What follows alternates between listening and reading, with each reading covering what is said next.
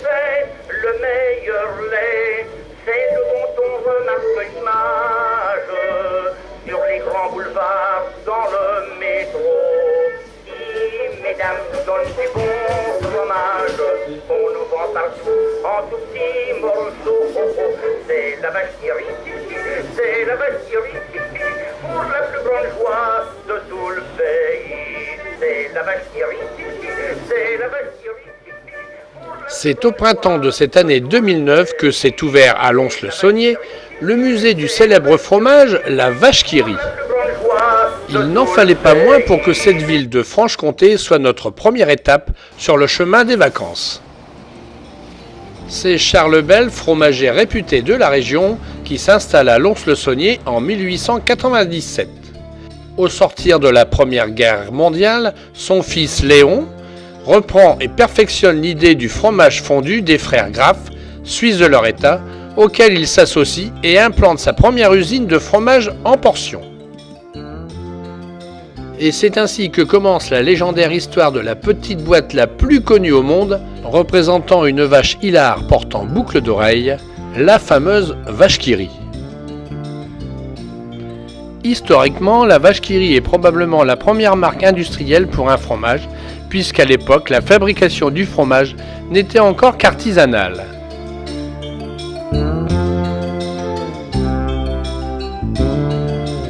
Ce petit fromage, toujours frais sans besoin de conservation particulier, allait bientôt conquérir le monde. Il est aujourd'hui fabriqué et vendu dans plus de 120 pays au monde. On estime que 11 millions de portions sont consommées chaque jour dans le monde. Le dessin qui habille la boîte est une création de Benjamin Rabier, compagnon de guerre de Léon Bell, qui avait décoré les camions militaires du service de ravitaillement dont Léon Bell était le responsable, d'un dessin représentant une vache riante et surnommée par les poilus la vache qui rit, tournant ainsi en dérision les Valkyries si chères aux ennemis allemands.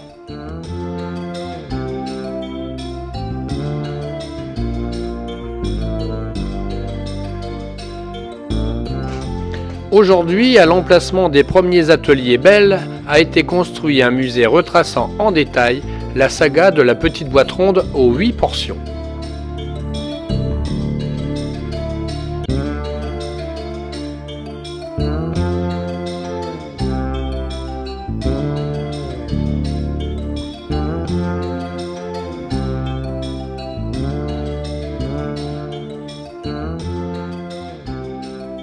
Une des pièces maîtresses de cette exposition, le phonographe nous rappelant la publicité de l'époque que l'on pouvait entendre à la TSF.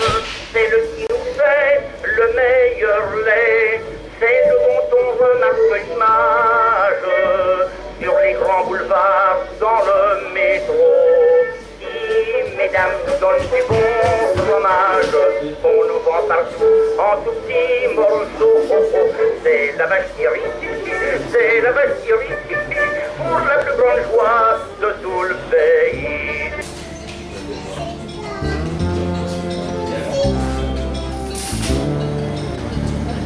Et comme dans tout musée qui se respecte, la sortie se fait en traversant la boutique vendant les objets collector de la marque.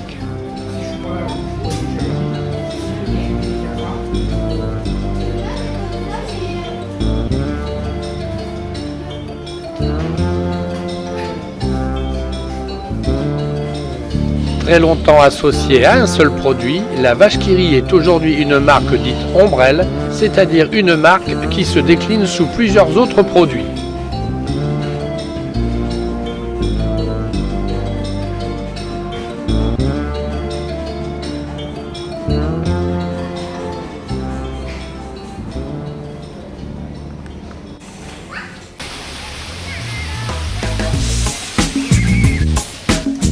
Préfecture du Jura, riche de 18 000 habitants, Lons-le-Saunier est une très vieille ville puisque déjà un siècle avant notre ère, les Romains exploitaient les nappes souterraines d'eau salée afin d'en extraire le sel. Aujourd'hui, ces eaux servent au thermalisme. L'architecture du centre-ville est typique de la région de Franche-Comté, avec ses rues bordées d'arcades. Lons-le-Saunier est aussi le berceau de personnages célèbres comme l'académicien René Raymond, l'aventurier Paul-Émile Victor, l'humoriste Jean Amadou, mais aussi et surtout Rouget de Lille qui composa en 1792 le chant de l'armée du Rhin qui deviendra plus tard la Marseillaise.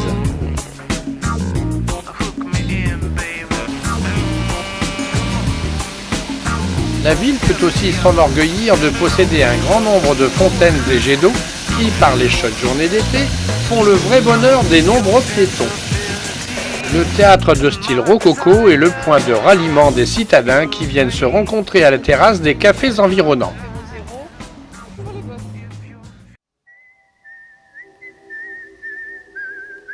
Notre forfait hôtelier à Lons-le-Saunier comprenait aussi une visite dans les caves de la région. Pupi, un vin jaune, vin de paille, n'aurait bientôt plus aucun secret pour nous.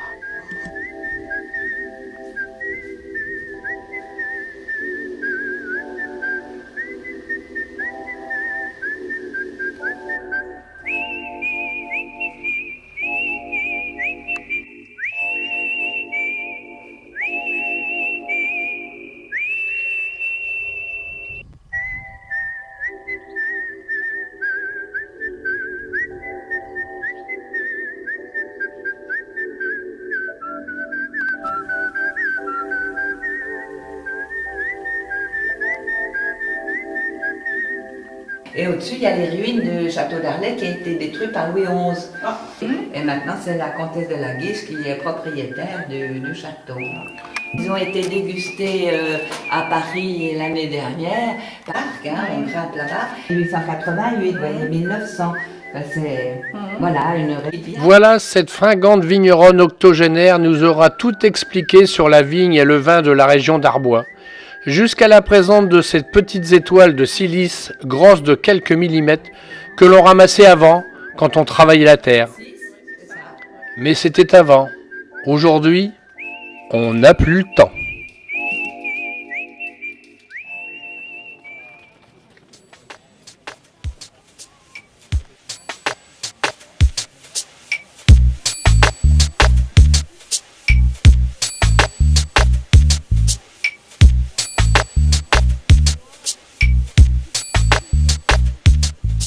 Classé parmi les plus beaux villages de France, Ivoire, village fortifié sur le lac Léman, est l'une des destinations touristiques les plus prisées de la région savoyarde.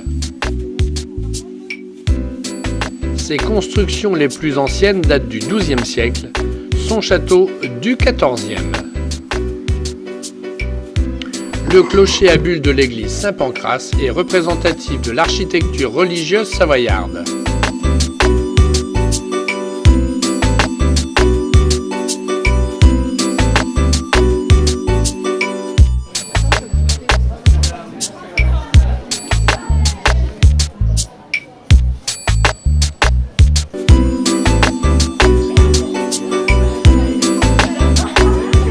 Le village est récompensé chaque année depuis 1959 dans le cadre des villes et villages les mieux fleuris de France, où il est actuellement placé au premier rang.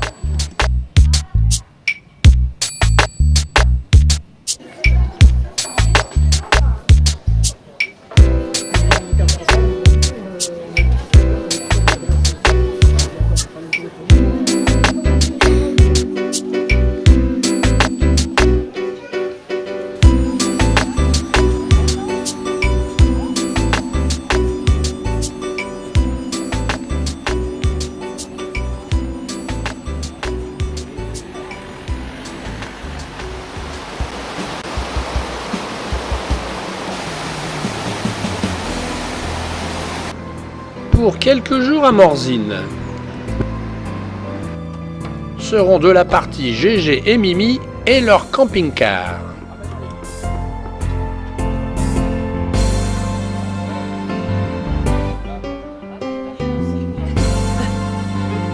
Moi, elle s'appelle pas Gégé, mais elle l'a aussi, hein, je te le dis. Son deuxième prénom, c'est comment?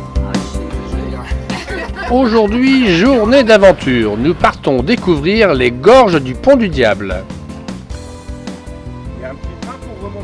Situé à quelques kilomètres de Morzine, c'est le torrent la Drance de Morzine qui est à l'origine de cette configuration originale de la montagne. Le creusement de ces gorges s'est effectué au cours des 2 dernières glaciations qui ont recouvert les Alpes. Des escaliers solidement fixés dans la roche permettent de découvrir en toute sécurité les aspects surprenants de l'érosion de l'eau sur la roche.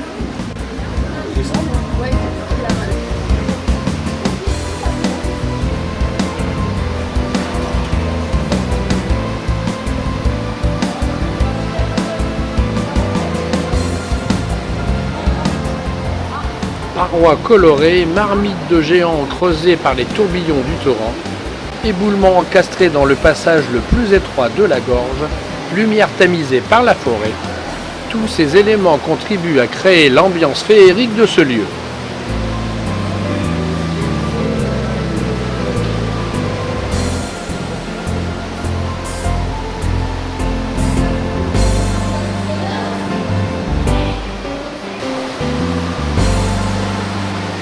En septembre 1968, une crue exceptionnelle du torrent arrache les passerelles à la montagne. Solidement reconstruite, elle continue aujourd'hui encore à véhiculer de nombreux touristes pour leur plus grand plaisir.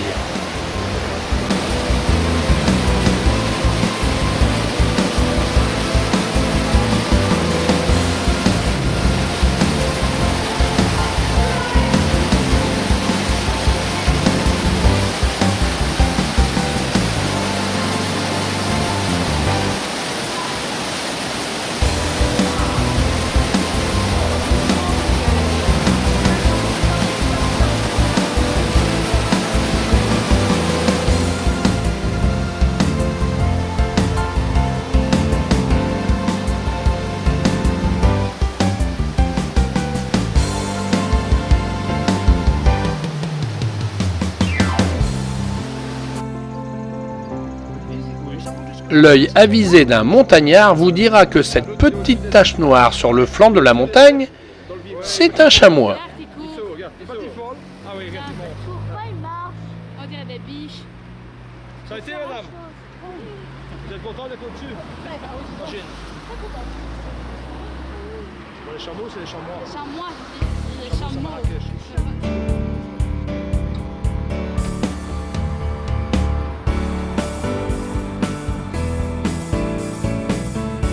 Sous un ciel sans nuages, déjeuner champêtre au lac de Montrillon.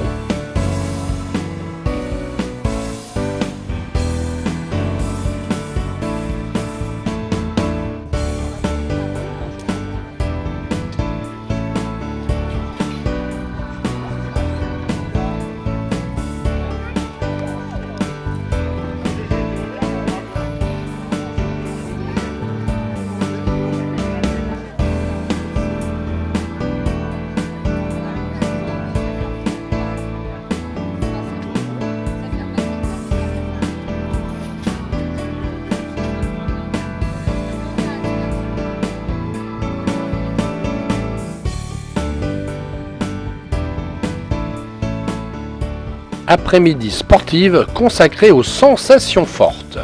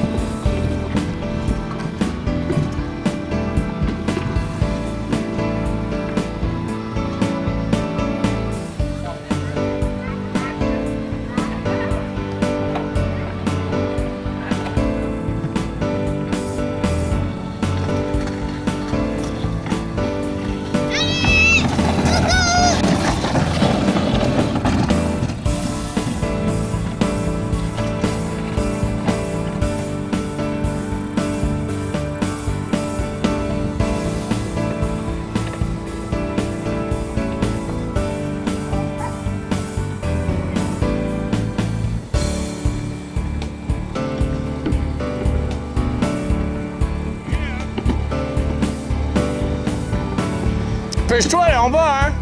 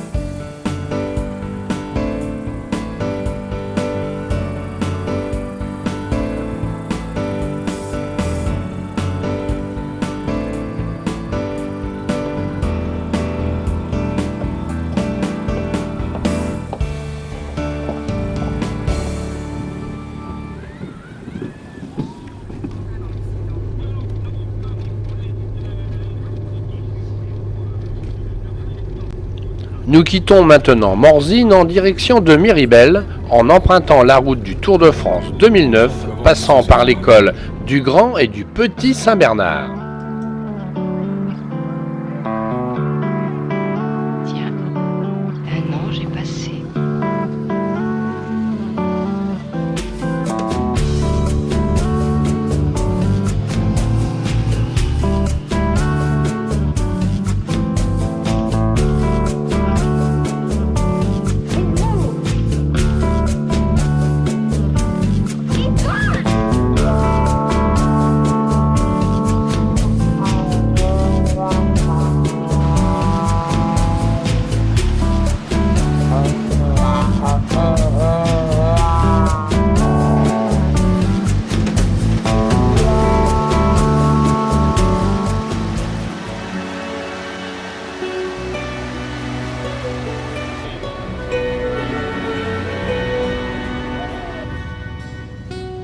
Le col du Grand Saint-Bernard relie la vallée d'Entremont en Suisse à la vallée d'Aoste en Italie. Son nom lui vient de Bernard de Menthon, chanoine d'Aoste, qui fit bâtir en 962 un hospice au sommet du col afin de venir en aide aux voyageurs qui étaient régulièrement attaqués par les Sarrasins qui occupaient la région à cette époque. On prétend qu'Hannibal, son armée et ses éléphants franchirent ce col en octobre 218 avant Jésus-Christ pour aller combattre les Romains. Napoléon lui aussi emprunta ce col en l'an 800 lors de la deuxième campagne d'Italie.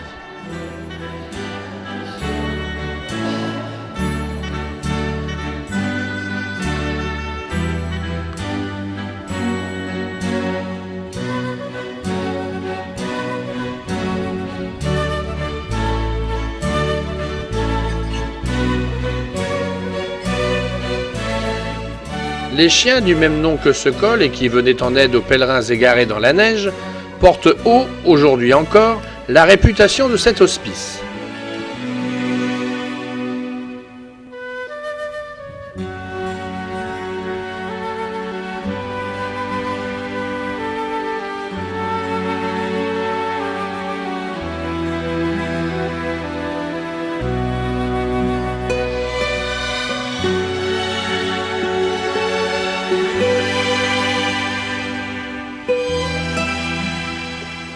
Côté italien a été érigée une statue à la gloire de Bernard de Menthon.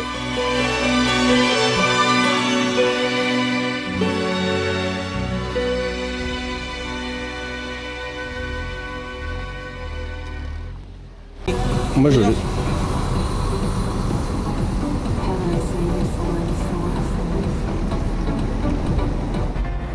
La descente vers le Val d'Aoste nous fera découvrir de merveilleux villages au toit de l'Auze.